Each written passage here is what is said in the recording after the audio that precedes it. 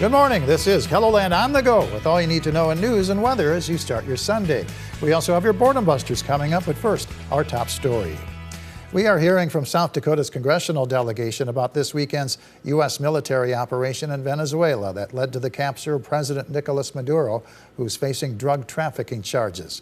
Senate Majority Leader John Thune issued a statement Saturday saying, "I am grateful for the brave men and women of our armed forces who carried out this necessary action." U.S. Representative Dusty Johnson said our armed forces and federal law enforcement did a phenomenal job executing this warrant, and I'm glad they are all safe. Critics say the Trump administration should have notified members of Congress before sending U.S. troops into Venezuela. But Senator Mike Rounds tells KELOLAND News that information should not have been shared due to the sensitive nature of the operation. Congress will hold hearings. We will do our due diligence. We will ask good questions, just as the American people would expect us to do. But in the meantime, this is a step in the right direction. But the South Dakota Democratic Party say it's a step in the wrong direction. The party posted on Facebook Saturday that President Trump is plunging us into a needless war to take Venezuela's oil.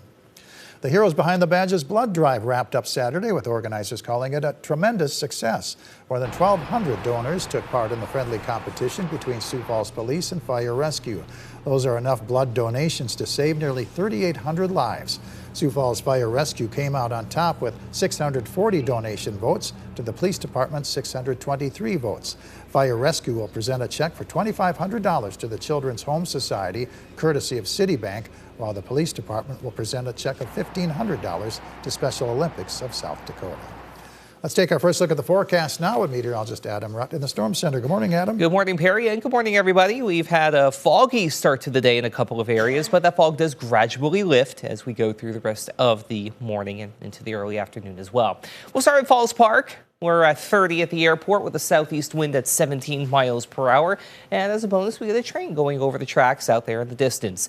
But we had some fog earlier this morning. That has since lifted, but the cloud cover is going to be a little on the stubborn side at times. Meanwhile, in Aberdeen, 25, an east wind at 6 miles per hour. It has been a quiet start to the day up in northeastern South Dakota. Pierre has some fog to start, 30, southeast wind at 9 miles per hour out in central South Dakota. And to the west, decent sunrise on our hands with a little more of a clearer sky above Rapid City, 28 with a north wind at 9 miles per hour. We are also at 28 in Phillip, but 57 already in Pine Ridge, 50 for Spearfish. Compare that to 26 in Buffalo and Mobridge. Spencer, Worthington, and Marshall all at 28 apiece, 30 for Chamberlain and Yankton. There's the wind near and east of the James River. It's 15 to 25 miles per hour out of the south, but more of a light and variable breeze out west outside of Pine Ridge's west wind at 25 miles per hour. But either way, we do have a bit of a wind chill to deal with. Teens and either side of 10 above zero for wind chills this morning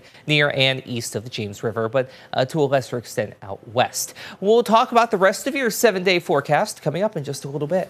All right, thank you very much, Adam. A bill filed ahead of this year's South Dakota legislative session would require hunting and fishing guides to be licensed. Senate Bill 16 calls on South Dakotans offering guiding services to pay $500 a year to the State Game Fish and Parks Department. People who live outside South Dakota would pay $1,000 a year to serve as guides. The money would be earmarked for improvements to fishing and hunting habitat in the state.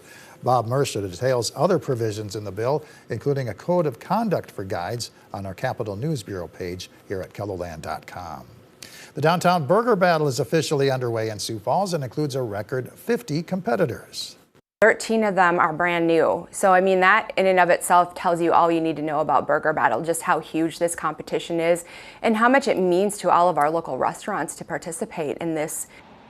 The Downtown Burger Battle runs through the end of January. The economic impact of the Burger Battle and how a number of non-restaurants are getting involved for the first time. That's coming up in tonight's Eye on KELOLAND at 10. The Dakota Territory Gun Collectors Association Gun Show wraps up today at the Sioux Falls Convention Center and Arena. Hundreds of vendors will be selling and swapping firearms starting at 9 a.m. Admission is $10. It's free for ages 15 and under. Activities include a chase to the death, a presentation detailing the pursuit of the James Younger gang following their Northfield, Minnesota raid. The sessions are at 10:30 a.m. and 1:30 p.m. This is the final weekend to check out the holiday lights on display at the Falls Park. Winter Wonderland goes from 5 p.m. to midnight through Monday. Admission is free. The final day of the extended holiday hours at Great Bear Ski Valley in Sioux Falls. Skiers and snowboarders can hit the slopes from 9 a.m. to 9 p.m. Tubing sessions go from 9 to 8:30 p.m. A ski racing competition to benefit Emily's Hope begins at 1 p.m. It costs $10 to enter. And the final weekend of the NFL's regular season wraps up with a pair of games on KELOLAND TV. CBS Sports coverage begins at 11 a.m. Central Time with the NFL Today. Then the Green Bay Packers take on the Minnesota Vikings at noon. That's followed by the Los Angeles Chargers at the Denver Broncos at 3:25. Adam? Well, we are dealing with a little bit of fog out there still this morning. We did have dense fog advisories extending as far east as Madison, but they have since been allowed to expire. That being said, though, if you're over toward Miller, Pierre, Mobridge, Eagle Butte, and then up into the northwestern corner of South Dakota, you do still have that dense fog advisory through late Sunday morning. For the Pierre area and Mobridge, it's still until noon central, 11 a.m. Mountain Time. But if you're over toward Ziebach County, as well as the Bison, Buffalo, and Belle Fourche area, that is until 9 a.m. Mountain Time. Regardless, you will want to be mindful of poor visibility as you go about your Sunday morning routine. Where we don't have that fog in place anymore, now we just have cloud cover. And it's going to be a bit of a gray day at times, even a little bit of moisture trying to crash the party right east of Winter along the Gregory-Charles-Mix County line, but little, if any, of that's actually making its way to ground level. This is basically going to be what we watch for the next couple of days in terms of opportunities for moisture.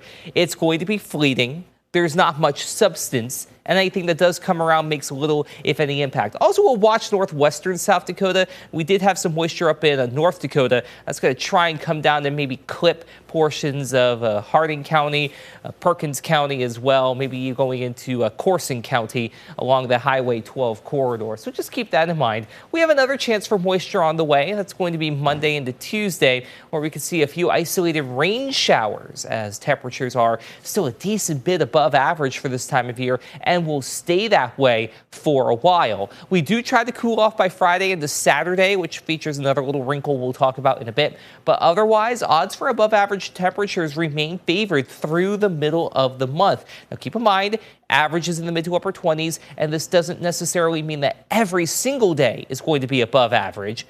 We just favor those odds in general. Highs today, climbing into the 30s and 40s East River, 50s and 60s out west with overnight lows tonight.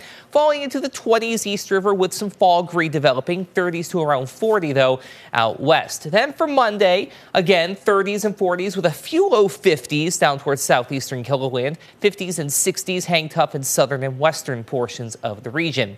The rest of your 7-day forecast overall is pretty quiet. We'll keep in that chance for a few isolated sprinkles and showers on Tuesday, but we're going to watch Friday and Saturday, not just for Sioux Falls, but this is going to be across the board as we have chillier temperatures on the way, and not to mention the opportunity to see a little bit of snow try to come in. But we'll put a pin in that. We'll revisit it later this week. Same goes for Aberdeen. Otherwise, we're pretty quiet today through Thursday. Temperatures in the 40s. May get some fog later tonight and then a few isolated showers on Tuesday. For Pierre, either side of 50 through Wednesday, a few isolated showers on Tuesday, then some snow showers not out of the question late Friday going into Saturday. And for Rapid City, 62 today, 50s through Wednesday, 43 on Thursday, then 30s return Friday into Saturday with a couple of snow showers in tow.